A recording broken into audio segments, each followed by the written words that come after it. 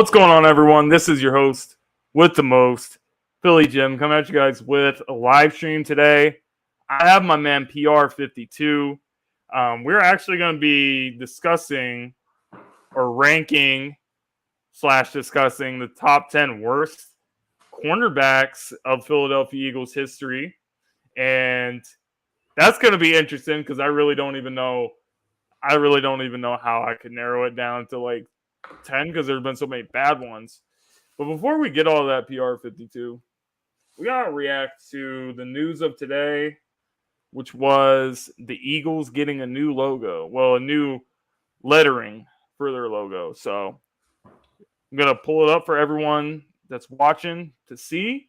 I don't know if you guys have seen it yet already, but let's react. Let's react to it right now.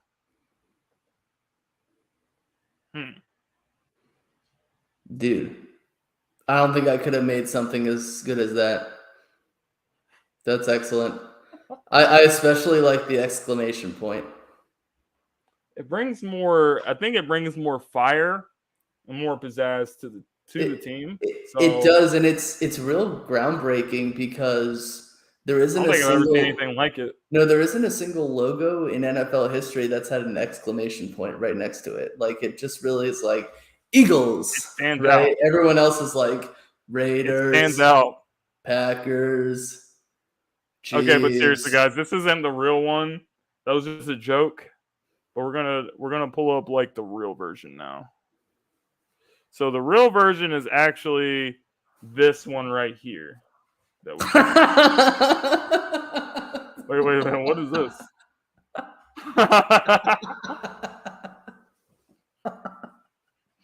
What the hell, man? People are already making fun of us. Okay, seriously. So this is the old version that's been in place since 1996, I believe. No, it was 2003 or 2003. So from 96 to they had a different one. It was they had like a similar. It wasn't symmetrical. Is the thing. It went like from. It was like half of it was under there, and then like the other half was. Yeah, it went like Eagles. Weird. But yeah. Yeah. What are your thoughts on this? When I originally saw it, I was like, that looks stupid. It looks a lot like a more modern version of the old Eagles like name. Like it kind of, that one kind of had a lot more pizzazz to it. This one looks like very generic. It looks like a font you could find on like Microsoft Word or something like that.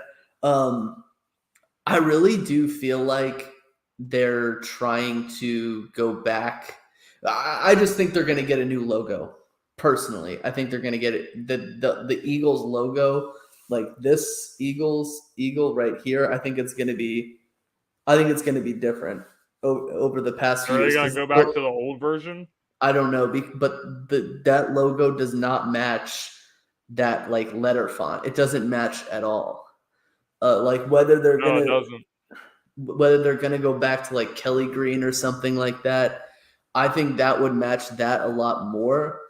I just think that this is just real plain, like nothing's like enunciated at all. It's just like, sure, there are a few corners. There are like, you could see like wings inside the E's and stuff like that, but it's just gonna look really weird because our numbers look a certain way and it just doesn't match this at all. Like, it looks terrible. I feel like the Vikings would have a good like number matching to what they have right there. But my personal opinion is that like, and I said this, what was it, sometime earlier this week, and I was like, hey, I'm so glad that like the Eagles, they're not really in the news recently. Like they're not doing anything newsworthy, and then they just do this. It kind of just seems like I feel like people like E-Rock and some of like the reporters announced it before the Eagles actually announced it on their social media page. So it kind of seemed like they were like, it kind of seemed like they were like, oh, kind of like a silent fart or something like that. We're just going to try to like push this out and so that maybe nobody notices because it's really dumb looking. Kind of reminds me of like the LA Chargers. Remember their first logo? Yeah. With like the L and the A and the lightning bolt, and they got rid of it like immediately because everyone was clowning on it. I don't think it looks horrible, but it's so plain. It doesn't. There's nothing there. It doesn't match, and it just wasn't broken. It just wasn't. But I mean, like a lot of teams have changed their like lettering. We've changed our lettering, but we haven't changed it in like decades. So I don't know. It'll be interesting, but it's definitely not going to stop me from supporting the team. No, I'm just with you on that. Like, is this taking effect? Like, is this already taking effect? Like right now? Like the new? Yeah, like, they're changing. Is this going to be on? Like, I have so many Eagles jerseys, so I'm wondering, like, is the top still going to be on the jerseys, or is it like they're going to start putting this on the jerseys? They're going to start putting it on the jerseys this season. Which is why it's just ridiculous. Yeah. I don't know. Imagine if you were somebody, for example, and you just bought like an AJ Brown jersey, and now like they do this, or you just got a tattoo. Right. That's why I don't buy jerseys. I just don't. That's crazy. Because I'm the kiss of death for most of these guys. So yeah. It's like one of those people. It's like they say they just got a jersey from NFL Shop. And then once it comes in the mail, like the guy gets traded the next day. That reminds me of what's his name, Boban. He was on Dallas. He was doing like a camp for kids, like yesterday, and he got traded. And I was like, dang, doing him dirty during Dallas Mavericks summer camp. Yeah, that's crazy though. But yeah, that kind of stuff does happen. But anyway, yeah, too plain. Don't like it. But I guess you got to do what you got to do. You got to move on. You can't really. It kind of looks like someone made it in like Windows Paint or something like that. Yeah, it looks like one of the generic fonts that you can use on any of these apps. All the generic fonts that come up. It's just, it is ridiculous. But I mean, outside of like the Packers or the Raiders or like the Cowboys, there's no other team that has rebranded anywhere close to that. Like anywhere close. Like they're the only teams that haven't changed. Like rebranding is more for teams that aren't being very successful. I think it's just because like Nike does this thing where like they ask teams to like rebrand their stuff just so that they can sell more merchandise and like stay ahead of the fake jersey makers. You know what I'm saying? Right. Like, I don't know. Nike has done this before. Like soon there's going to be a new style of authentic jersey that comes out just so that they can like stay ahead of the fake jersey makers. I don't know. It's useless. Right, because a lot of people make money off of the fake jerseys. Yeah, but like every team has done it. Like the Falcons and the Jets, more specifically. I don't know. I like it the way it was. That's the problem I have with it. This team is, I'm not saying we're like winning the Super Bowl every year or we're like one of those type of franchises, but we're a franchise that's usually been in the playoffs. I mean, even last year was a rebuilding year for the team. They're still in the playoffs. After they've won the Super Bowl, that defending season, they were not looking good, and then they ended up having a respectful. But I mean, no we're team. a successful team. We're not like the Falcons and the Jets. No, I know, but like the closest thing to a rebranding that I've ever seen was when like the Nike jerseys came out and Seattle drastically changed everything. I haven't seen a drastic change like that in a long time. Like remember how their jerseys were like very plain, and then it went to like everything going on at once. I don't know, but I'm trying to think positively about it because when it comes to this team, I usually think negatively, but it's just like a boomer moment. I bet you in like 20 years, kids are going to look back and be like, Midnight Green sucks, right? Because they're going to have something else. It's just how it Right. is. Yeah, at least we got a ring before the At least we got a ring for the Falcons. Yeah. I mean, they should have gotten a ring. Not going to lie. They should have gotten it. I don't know how they didn't. They have like a 99% chance of winning. This happened. Even a team like that has a 99% chance of winning. There's a team that finds a way to lose. It's usually a team like Atlanta. So, even though it happened, it's just like you can't really be too surprised at the end of the day. Just like you can't be too surprised that some of the names that's going to be in this list tonight rank in the top 10 worst Eagles cornerbacks. So I'm going to start with my choice for number one. And then you mean number 10? I'll hear you out. Nah, I'm going from number one. Okay. I was thinking of going down. Okay. So for number go one, ahead. I'm going with my man Bradley Fletcher. And I gotta explain why. Because I know a lot of people are gonna say it should be Byron Maxwell or it should be Nnamdi Asomugha. But in terms of seeing this guy play, he's one of the worst football players I've ever seen step foot on a football field before.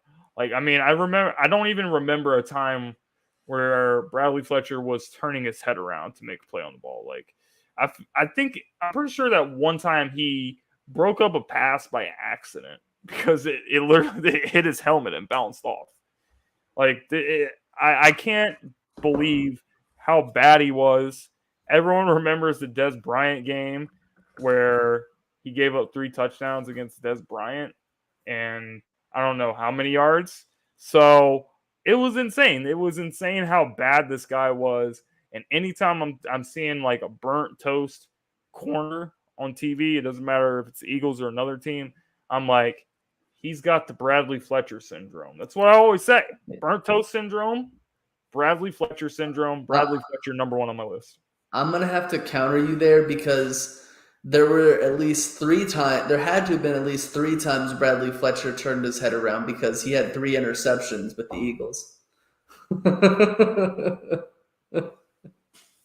You just don't remember it because I just remember I don't remember anything positive that this guy did on the field.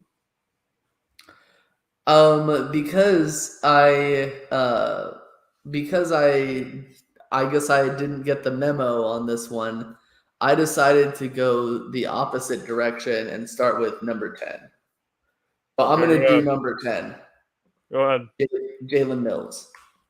And the reason why I say Jalen Mills is because I just think that Jalen Mills was overrated as a cornerback. Like, yeah, he was like a 7th round rookie when he first. But like the biggest issue in my mind with him was the fact that. Oh man, I think I know where you're going with this. I always remember the fact that he would always, anytime like, because in 2017 this would always happen because like we were a really good defense, but like a guy would like a player. Oh, can you hear me? Yeah, I can hear you, man. I know where you're going with this. I know what you're going to say. So on my screen, I'm a bit frozen, but like I'm glad you can hear me. So the biggest issue was the fact that he would just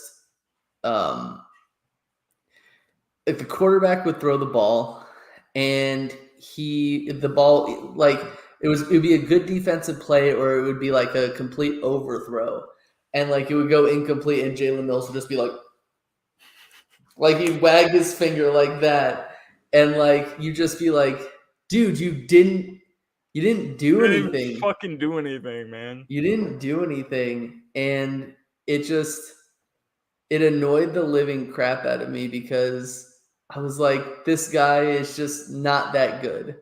Like, not that good at all. Like, he was always super overrated. Everyone gives him all the credit for stopping Julio. I never understood the appeal of it or of him. So that is why I would put him in that position. everyone doesn't realize that we had an average secondary the year we won the Super Bowl. I mean, yeah, we won the Super Bowl, but our best corner was probably not Jalen Mills or Ronald Darby. Our best corner that year was probably Patrick Robinson, to be honest. Yeah, P-Rob, he had like 6 interceptions. Yeah, including he had the pick 6 in the NFC Championship, which completely turned the momentum of the whole game. And the Vikings did not score again after that play, after that drive. But anyway, yeah. Very overrated secondary, in my opinion, the year we won the Super Bowl. We won the Super Bowl because we had a great pass rush, not because we had Jalen Mills out there. And like PR said, Jalen was always waving his hands and stuff. It doesn't matter if a receiver or the receiver gets overthrown by like 70 yards. He's like, and there's a lot of corners. It's not just Jalen Mills that does that. There's a lot of corners in the league that are doing that. But either way, it's still very annoying and frustrating. So I actually don't knock PR for that at all. Second on my list.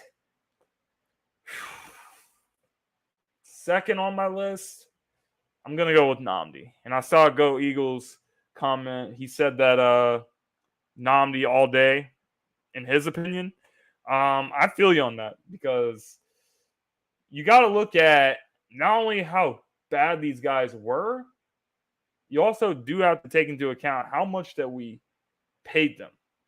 So when Nnamdi was coming from the Raiders, he was supposed to be the next, Darrelle Revis type of player. He's supposed to be like the next number 1 shutdown corner. It doesn't matter if you put any receiver across from him. His job is to shut you down. And he did not do that. And the biggest issue that I have with what people say about this guy is that, it was the scheme's problem. It wasn't Nnamdi's problem. That's the most ridiculous thing I've ever heard. If you are supposed to be a guy that's a shutdown corner, if you're supposed to be a guy that can lock anybody up in the league, which is the persona and the reputation that he had built up for himself with the Raiders, coming to the Eagles, he had that reputation. So if you have that reputation, in my opinion, you should be able to play in whatever defense and be successful. And I think that's just a complete cop-out. I just feel like he was a guy that got paid the money and, he just didn't care. He just didn't care. He just didn't have heart. He didn't have the passion for this sport. And he was a terrible football player for the Philadelphia Eagles. And he's one of the biggest catalysts for the disaster of the 2011 season with the Dream Team. So I got to say, Nnamdi being number 1 on anyone's list definitely wouldn't be I definitely wouldn't be opposed to it, but I have him ranked second on mine. Yeah. Honestly, in 2011, it might have been an excuse because he was playing opposite side of one of the best zone cornerbacks in the NFL in Asante Samuel. But in 2012, there definitely was no excuse because of the guy who he was playing next to. And I know we talked about like the worst cornerbacks, but I kind of went towards the mindset of the most disappointing cornerbacks because I feel like a lot of them were supposed to do really well, but they all disappointed. You know what I'm saying? So besides Jalen Mills wasn't necessarily a disappointing cornerback. I just don't think it's like the person who gets an A on the project for doing very little. Like Jalen Mills was always a fan favorite, but I just don't really think he was that good. But I agree with you with Nnamdi Asomugha. Eagles fans went gaga over him, but he was trash. I knew that he would be too good to be true. Number 9 for me when it comes to I guess you could say worst is I am going to go with Nolan Carroll. And the reason why I'm going to go with Nolan Carroll this high on the list is because I remember he was on the team. I think it was like 2000. He was only with the team for like 1 year.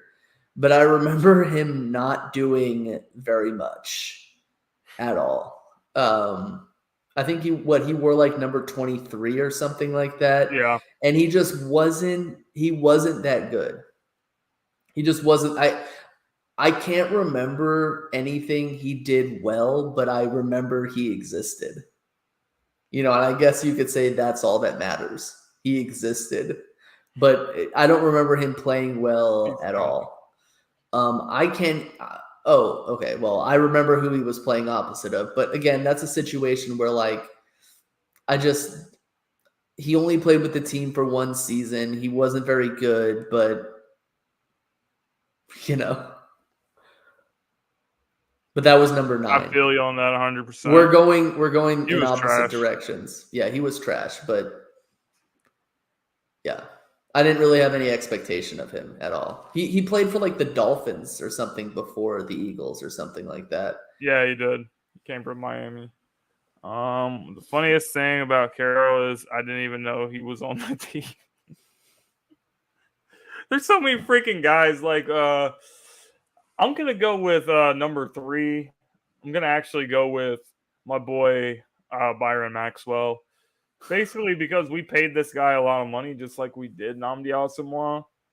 But this guy was coming from Seattle. This guy was coming from like a defense that was a vaunted defense.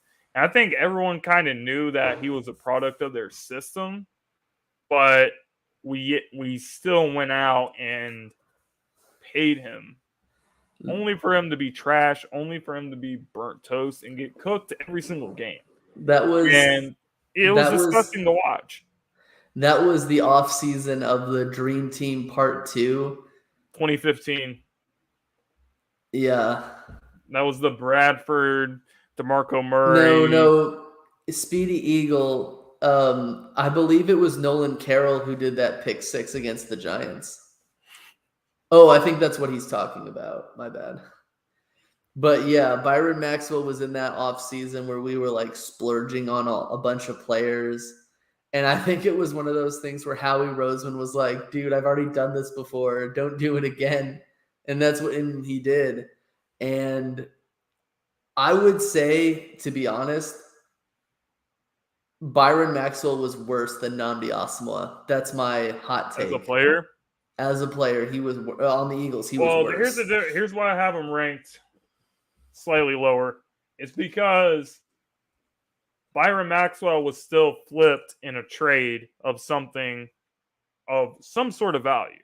Because we did trade Byron Maxwell to move up with the Miami Dolphins, which we used to move up to get to the Browns pick, which we drafted Carson Wentz with. And while that didn't work out, we still won a Super Bowl as a direct cause and effect of drafting Mr. Carson Wentz.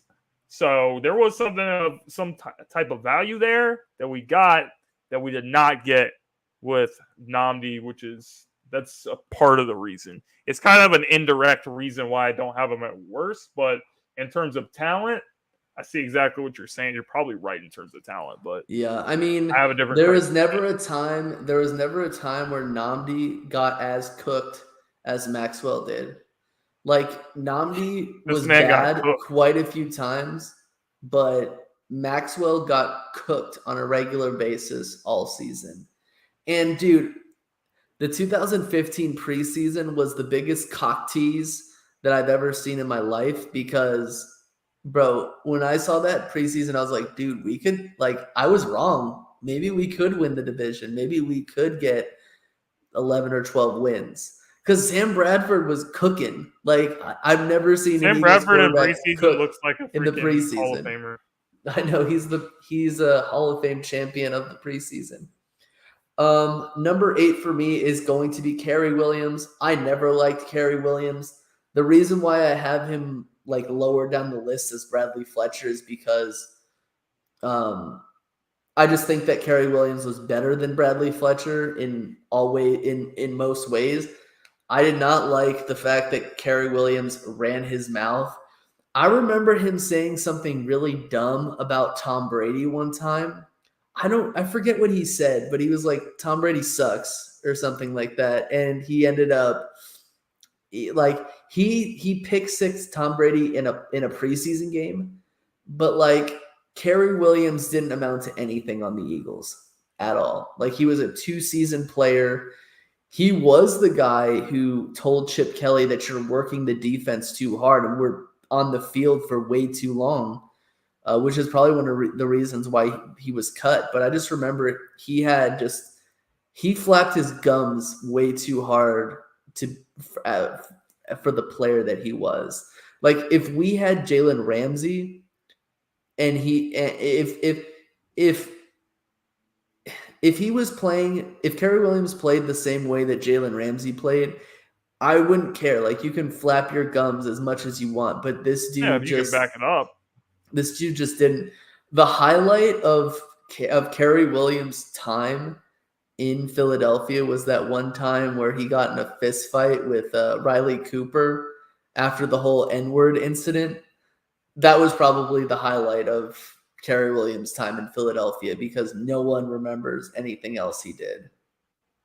No, he was a terrible player. He came from the Baltimore Ravens. He won a Super Bowl with the Baltimore Ravens, and he was a decent player for them, actually. And then he came in here, and he was just another player on the long list of players. He came to Philadelphia where cornerbacks and wide receivers go to die. Like they play like Cleveland Browns players like pre-2017 or 18 when they come here. Pretty much. It's ridiculous. Number 4 on my list. Who would I have a number 4? Man, I would have to say number 4. I'm gonna throw a wild card in there. Leotis Mcelveen. Leotis Mcelveen he's a veteran corner that was brought in, just like a bunch of these other guys. And I just remember him routinely getting abused every single week. Every single week, it seemed like all these guys were getting cooked. But I remember Leotis Mcelveen from what I think was the 2016 season. You know, I just watching these guys play, I'm just like, how? Like, how is he in the NFL? How is he an NFL player? What does he do? Yeah. When he came from the Buffalo Bills, he had like 1 pick 6 against Washington. I think it was. I would say number 7 for me is Sidney Jones. And the reason why I have Sidney Jones there is because I just feel like his injury really costed him a lot. Like that injury that he suffered in his pro day was just a real like I feel like if he never got injured and he had like a rookie camp and he was involved with the team, it just would have been better. It would have been better overall. You know what I'm saying? Like yeah, I think that Sidney Jones with no injury would have been a lot better, but I feel like it wasn't like the reason why I don't have him so far up, despite the fact that he didn't do anything with the team. Like the highlight of Sidney Jones's career was batting like that 4th down play against the Cowboys in what was essentially the NFC East championship game. He just didn't do anything with the team. And I feel like when you're in Philadelphia, a lot of these players, like they get booed and they get ridiculed and they just can't rebound. They can't rebound off of any of that stuff. No, and Sidney Jones was supposed to be a 1st round pick in the draft. And he fell to us, and it was supposed to be some sort of steal, you know, and because he was supposed to be like a future Asante Samuel-ish guy for the team. Yeah. That's what they said they viewed him as. And couldn't be further from the truth. He never could bounce back from his injury. You could tell that on the field that he didn't trust his instincts at all. Couldn't tackle, couldn't cover, couldn't do anything. So it was just like, what's the point of having this guy on the team? For years, it was supposed to be him and Rasul Douglas, but Rasul Douglas, despite his lack of speed, ended up being the Eagles' best cornerback from 2017 all the way to 2019. That was really good for the Green Bay Packers. I mean, he's not fast. He's going to get burned, but he is a physical corner who can tackle. And when we talk about the 2017 team, it was him and Ronald Darby. And those were the two who were there like the whole time because we had injuries. It was him. Well, Ronald Darby was injured a lot. Darby got it was hurt. him, and it was Jalen Mills.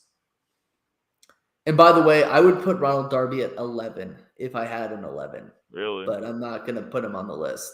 That would be too easy. That would be just way too easy. Okay. So we got 1 through 4 knocked out. Yep. Yeah, I'm also going to go with Sidney Jones. He's right on my top 5 just for the reasons I mentioned. He was drafted in the second round. There were a lot of players in that draft class that we passed up on. And when you look at Howie Roseman's draft class, I mean, that was kind of a rough draft class that he had. In fact, I think, if I'm not mistaken, I believe Derek Barnett is the last man standing of players that was drafted that year. And Derek Barnett has not been what we thought he was going to be either. But man, he still somehow manages to have a roster spot, but it's another story. Yeah. Sidney Jones was supposed to be like that future, like that young corner. Like the Eagles still don't have that on the team right now. That young corner. We have Darius Slay, we have James Bradbury, and when people look at it, they're like, oh yeah, those guys are will play well together, but they're veterans. They're only going to have pushing 30 years old. So they're going to have 1 or 2 years together, and that's it. That's why I'm saying I really need to draft that position at a high level, and we haven't. Yeah, I really wanted Sidney Jones shows you why. I wanted Chidobe Awuzie with that pick, but they didn't make it, and we could have had him. I personally believe that was a panic pick because Kamara and what's his name on Minnesota, Cook was picked. So I think that was just a last-ditch effort. That's how I feel. Number Mixon 6 was still on the board, though. Who? Joe Mixon was still on the board. Oh, okay. He hasn't been bad. Okay, EDP. Story time. So I had criticized that dude the year before that, but I typed him an email being like, I shouldn't have, but I was like, I'm sorry. I didn't mean to come off as being mean to you. Oh, you mean that video when you told him to get help? Yeah. Well, you were right. Obviously. Yeah, I know it was right, but I wanted to be the bigger person. And then right before the draft, he was like, we need to get Joe Mixon. And I was like, yeah, I really don't want Joe Mixon on the team because he's 2 years removed from punching a girl in the face. And I was like, we don't need that distraction for a second-year cornerback. And he was like, shut up, you expletive. And I was like, what? I thought we were cool. And then I remember when we drafted Donnell Pumphrey, he thought that was the greatest pick ever. He was like, it's Darren Sproles 2.0. And I was like, more like Reno Mahe 2.0. What are you talking 70 about? Pounds. I know.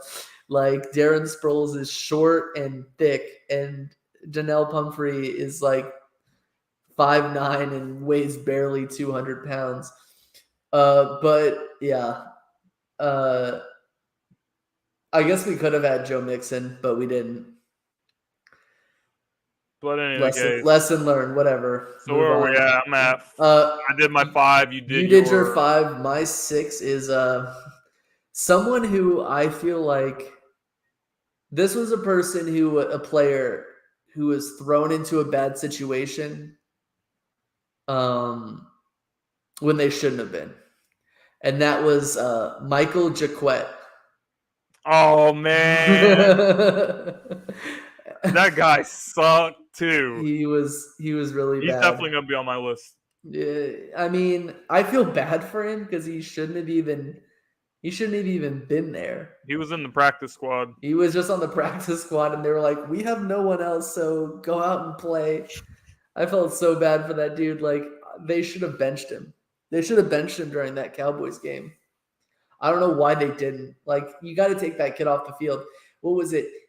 He had allowed, like, at the beginning of the fourth quarter, they showed a stat where he had allowed over 259 total passing yards. I felt bad for the kid. Because it was funny because we were actually leading that game when we started out. We were leading that game. We had like 10-3, I think. Yeah, so we were leading the game to start out with, and we were like, "Oh, we're off to a pretty good start." But then this man just started getting cooked, and then it was a disaster. Dude, we just can't beat Andy Dalton. We just can't beat him. Like, Andy Dalton could be on the worst team quarterbacking, which he was, and we'd still lose. No, he wasn't. They were a bad team. They weren't the worst team. They were a pretty bad team. We were worse than the Cowboys that year. The Cowboys were less terrible than us that year. They weren't the Jacksonville Jaguars. So where are we at? So you're at number 6. So now I'm at 6. Yeah. Okay, this is where I'm gonna insert people. This is where I'm gonna insert people like Nolan Carroll, because Nolan Carroll was clearly a bum. He was one of those guys that also had a big mouth and didn't do anything. And he just couldn't play the game of football no matter what. I mean, none of these guys could. It's just baffling to me that we're the only team that I can think of. Like, other teams obviously have bad players at certain positions. But I swear to you, I have never, ever seen a team have this much bad luck with a position. Like, other than the Browns, and they might still continue to have quarterback issues depending on the Deshaun Watson situation, which as days go by, there's continuing to be more accusations thrown at him. So it makes you wonder, if he really did it, and if he did, how's the NFL going to handle it? Could he still face some kind of charges and have to serve time? That is possible. I would not completely rule it out.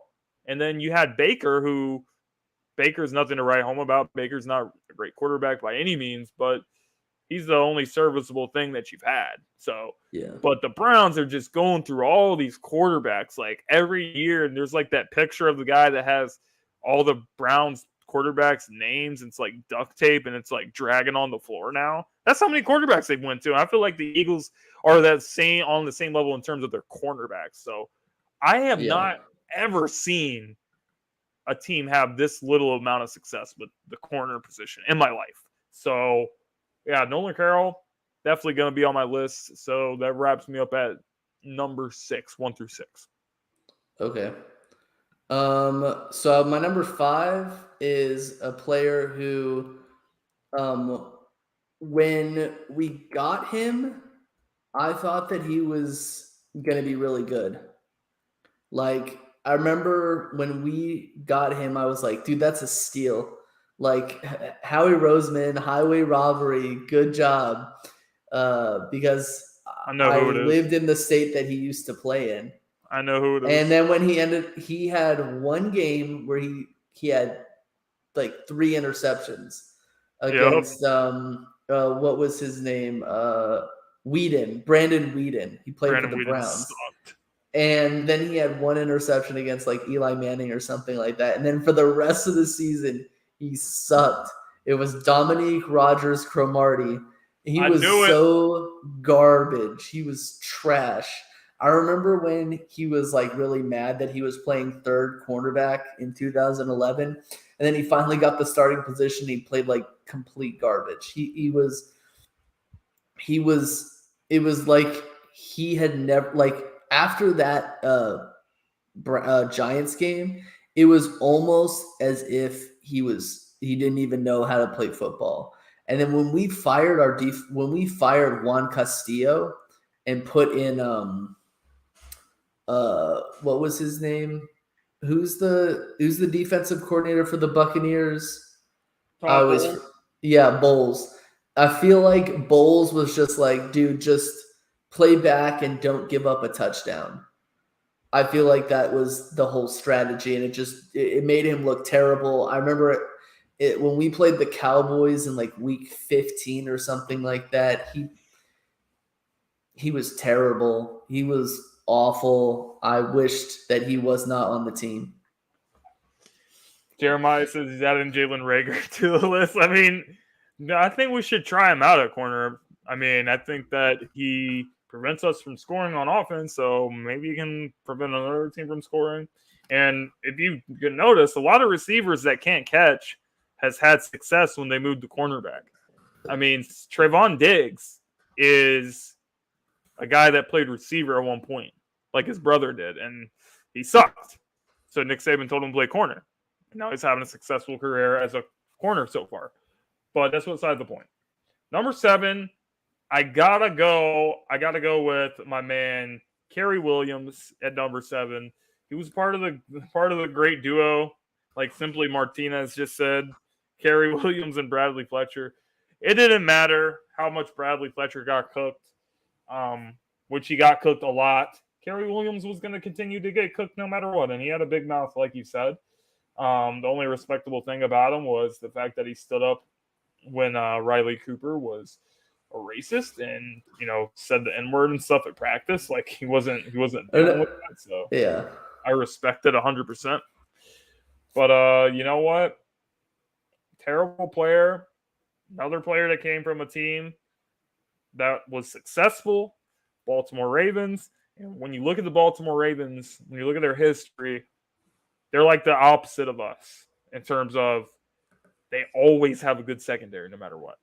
No matter what. That's why it wasn't surprising to see them already have a good secondary. They already have a good secondary, so you sign Marcus Williams in offseason, and you already have Chuck Clark, who's a really good player, and you draft another safety in the first round. So it wasn't even surprising that they did that. But he won a Super Bowl with them, and he came to us, and he just sucked. Like, people come to this team, they come to the city that plays corner, and they just forget how to play football. And it's the most frustrating thing I've ever seen in my life. It's like the backwards Midas touch, except they turn to poop when they come here. It's disgusting. I haven't seen anything like it ever. I'm gonna go. My number 4 is Bradley Fletcher. I didn't really have very much expectations of Bradley Fletcher. He, in my opinion, was trash. Decent with the Rams. When he got signed, I remember thinking to myself, like, this is like a guy who's probably going to be here for a year. It's just like a solid like low tier starter that we don't have to give a lot of money to. And that we did a lot of that in 2013 because we were a really bad team previously and not a lot of guys wanted to play for us. So that is one of the reasons why I guess he came to us, because we would allow him to play even though, like, what was it that year? We also signed OJ Atogwe. Remember OJ Atogwe? We thought he was going to be like a starter, and he wasn't. Mm-hmm. But like you said with Bradley Fletcher, he was burnt toast. That Dez Bryant game probably plays like a nightmare film in his mind. He wasn't very good. No offense, but all offense given, none taken.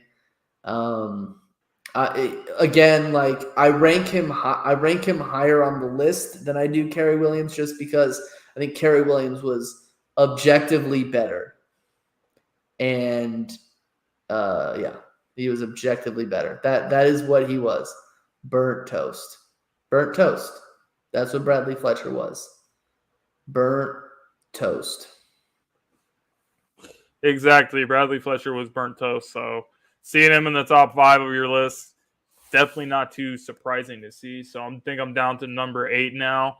That's where I'm going to insert Michael Jacquette. I mean, I just don't get it.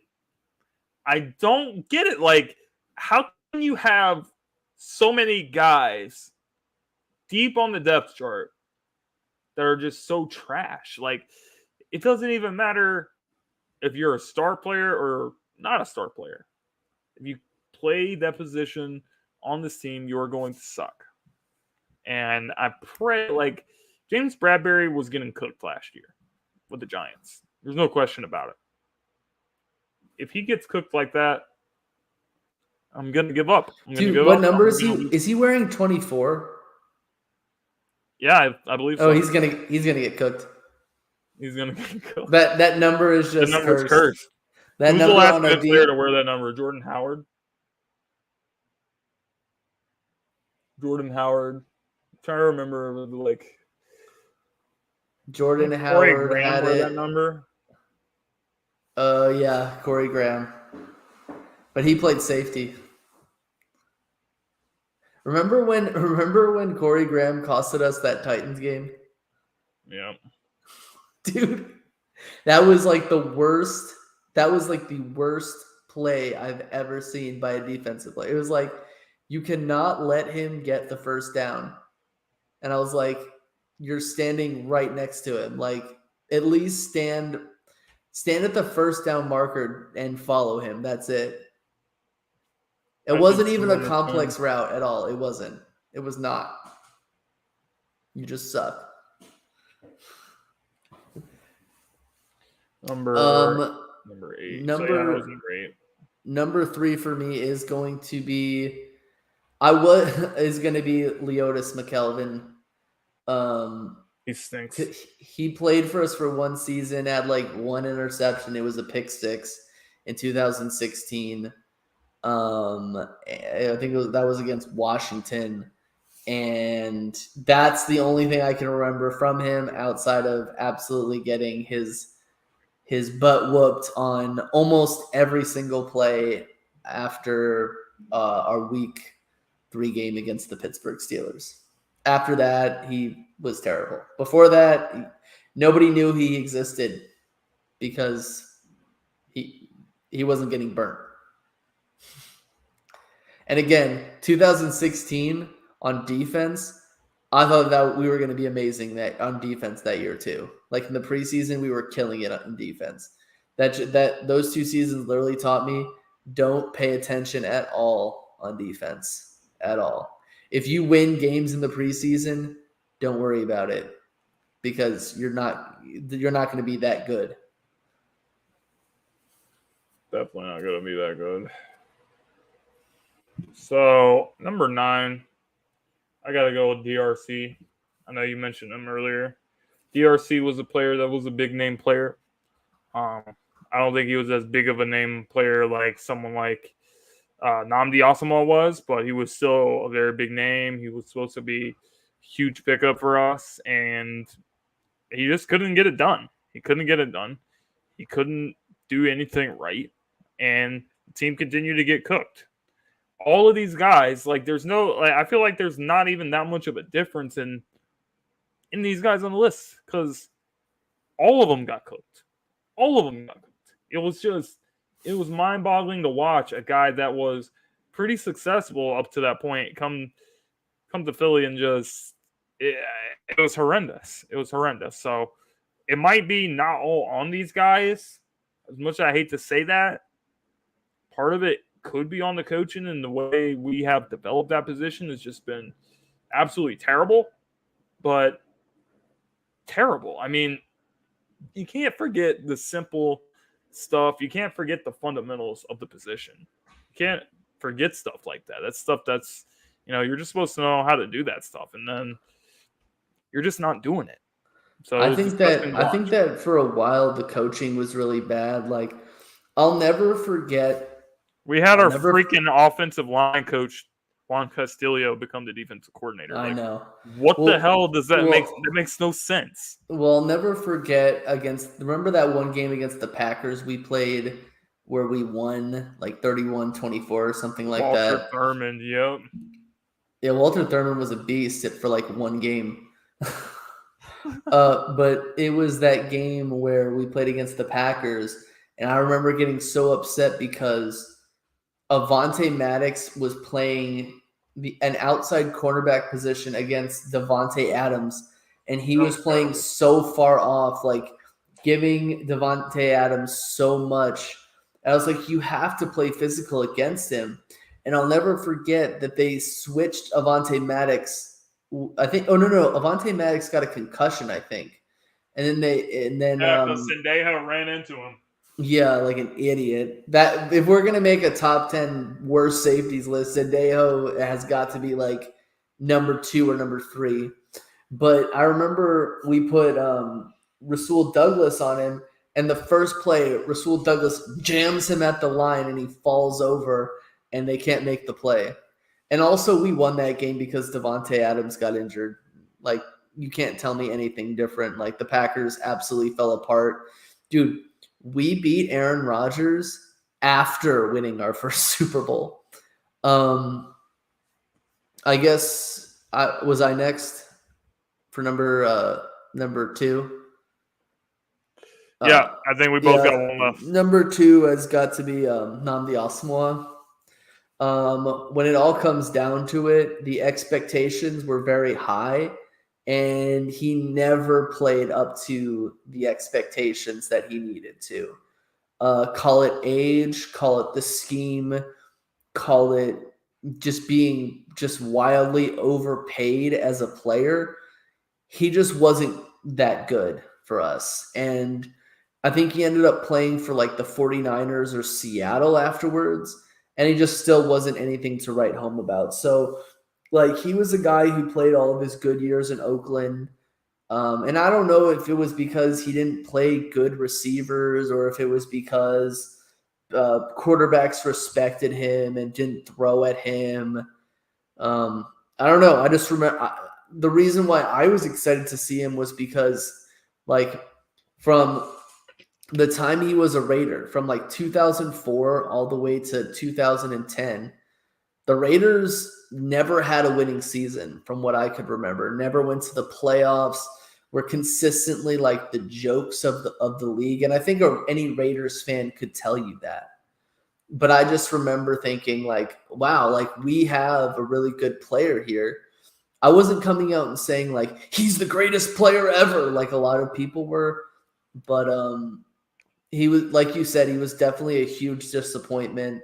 And I think that what exemplified him was the third game against the Giants. And it wasn't necessarily his fault. What was it? Kurt Coleman accidentally tackled him while they were trying to catch Victor Cruz. Just absolutely embarrassing, those two being on the field at the same time. It was just an utter embarrassment. He made some plays for us in 2011, but again, I think that like sometimes when it comes to Philadelphia, once you have that target on your back from the fans, some of these guys just never recover. They just never recover. I mean, you see it with Jalen Reagor right now. You can't tell me that he's not talented. You can't tell me he can't do these things.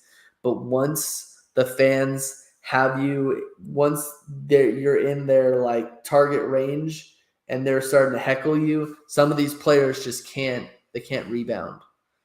It's the same thing in a lot of other cities, like big market cities, but in a lot of small market cities, you don't really see that happen as much.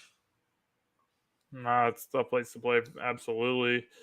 And last guy on my list is going to be Ronald Darby. I know you said that it was too easy to rank him and stuff, but he was a guy that came from the Buffalo Bills. We traded a draft pick for him. We brought him in. He was supposed to be a good player for us. And, you know, he actually did make some plays in 2017.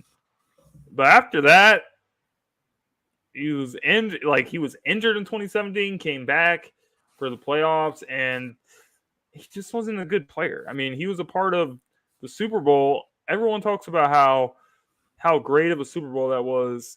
We won our first Super Bowl, all that.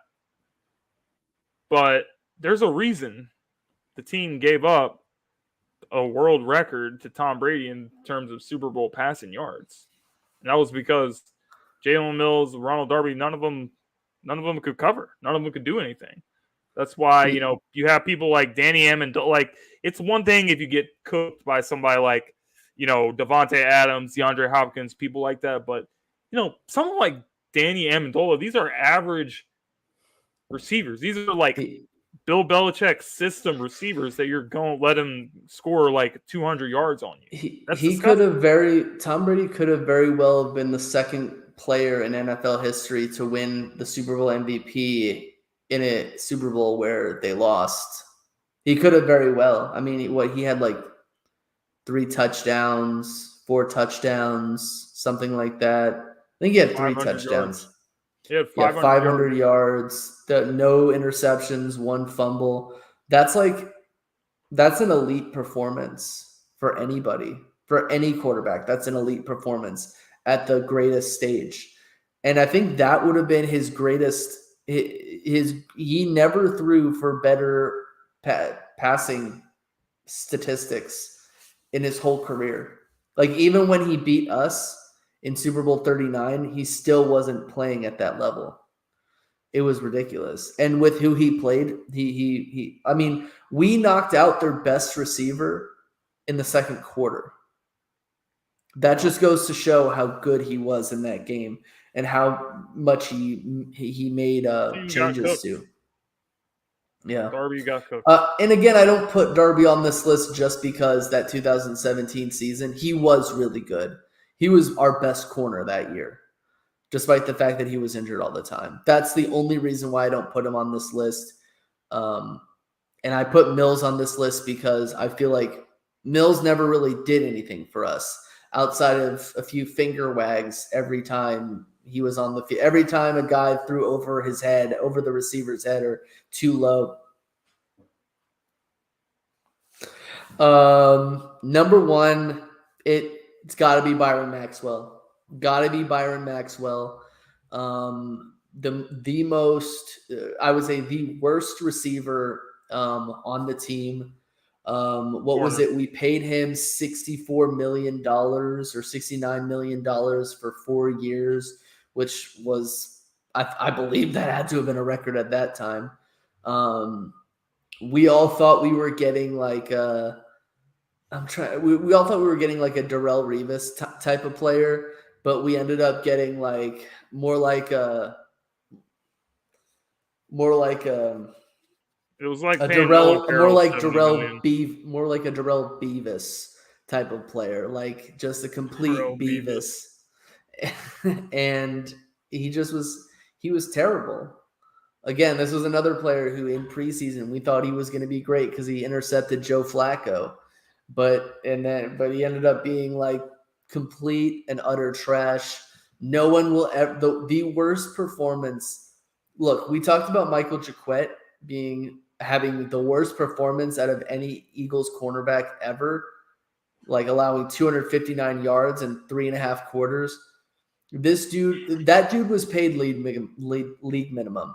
Byron Maxwell was paid a maximum salary and was getting absolutely torched by Julio Jones. Julio Jones was his daddy.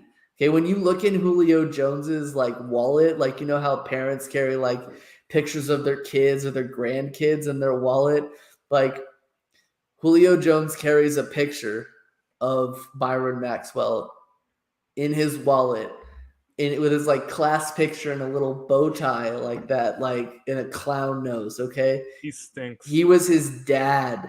Okay, we traded Byron Maxwell to help get Carson Wentz, but like that dude was junk. That dude was flat out junk. And unlike Nnamdi Asomugha, I was like, yeah, we're getting a pretty good player, but we're overpaying him.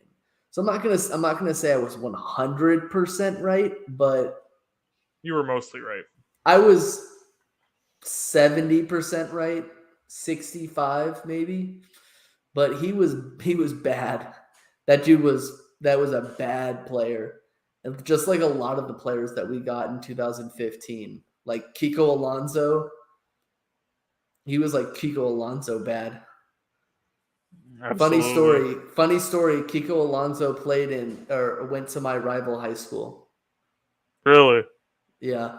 Okay. Before we log off, everybody, like all my friends, love Kiko Alonso. I remember. You mean when we traded for him? No, this was afterwards. But in 2016, after we traded him to Miami, we were watching. I was at a bar in the area, and we were watching a bunch of games, and I was like, "Damn, Kiko Alonso sucks," and the whole bar went silent. And like a bunch of these dudes were like, "Yo, Kiko Alonso is better than any player on your team," and I was like, "He's not. Sure? He's not better than Fletcher Cox." Like Fletcher Cox is a Pro Bowl caliber player. He's not better than Brandon Graham. He's not better than Darren Sproles. And they're like, oh, yo. I was like, dude, Kiko Alonso blows. Get over it. Kiko Alonso was part of the worst trade in Eagles history, or one of the worst trades in history when we traded Shady McCoy, who was still in his prime. Yeah. Shady McCoy was in the top 5 running backs at that time. Yeah. And we traded him for nothing. We traded him for a guy that we're top two worst trades in Eagles history. Next time we do one of these, we should either do linebackers or safeties. Next time we get together and do one of these. Yeah, let's do safeties. These guys are reminding me. He just said Casey. Speedy Eagle just said Casey Matthews.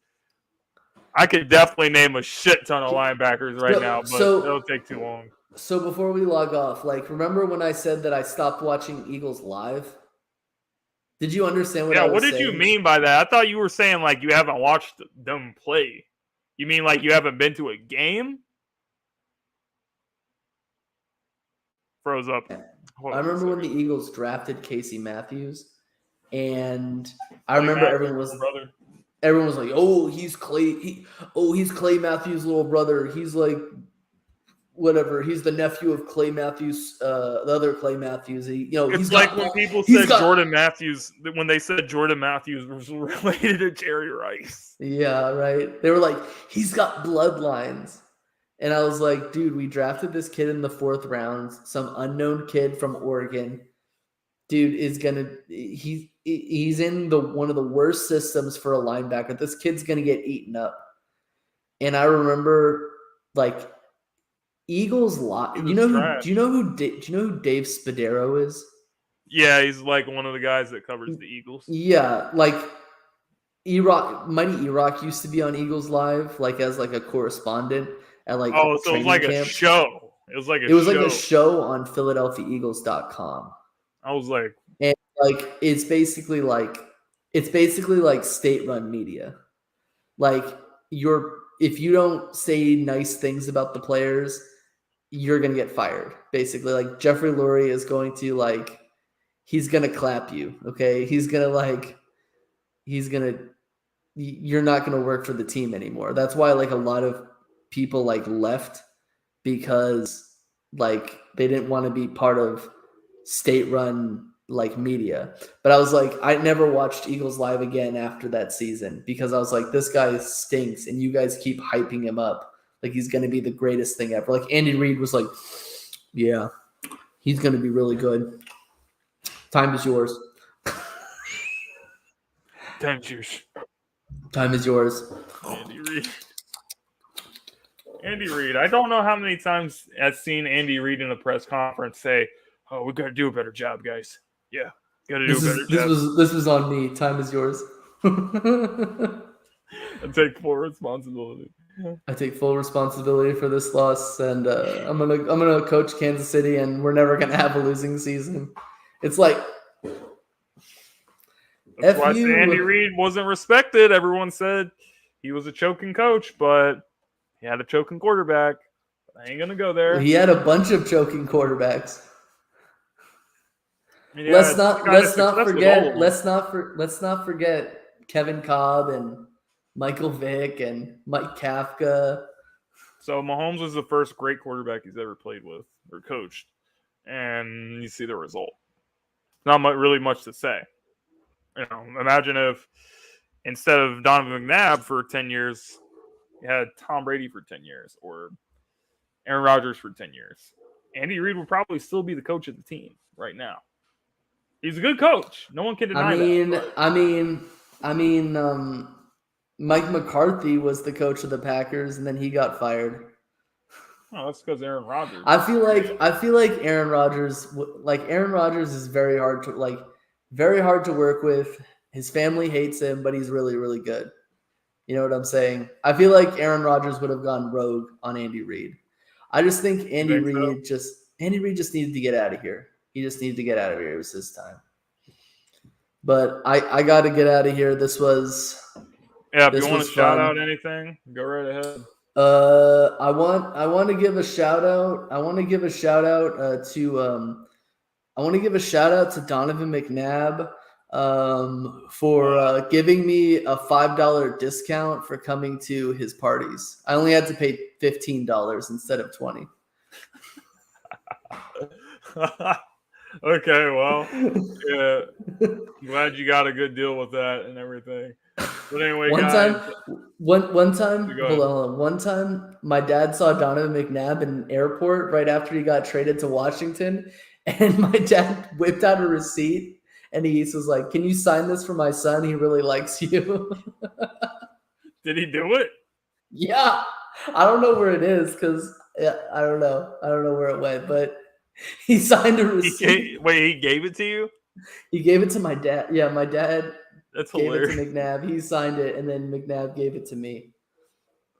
That's funny as shit. It's the funniest story I've ever heard. Anyway, it's probably the nicest thing Donovan McNabb has ever done. Yeah, he was a jackass. But anyway, guys, I want to thank everyone for watching. Make sure you guys subscribe to PR52's channel. He does a lot of like Tecmo Bowl voiceovers and a lot of cool stuff that you guys definitely should check out if you have the time. And we will see you very, very soon. Tomorrow, we have the LinkedIn podcast. We have Joey Shakes. That's going to be a special guest. So make sure you guys tune in for that. We're going to be talking Eagles tomorrow night at 8 o'clock. We'll see you guys next time in PR. Thank you very much for coming on the channel tonight. It was a pleasure. Thank you for having me. All right. We'll see you guys.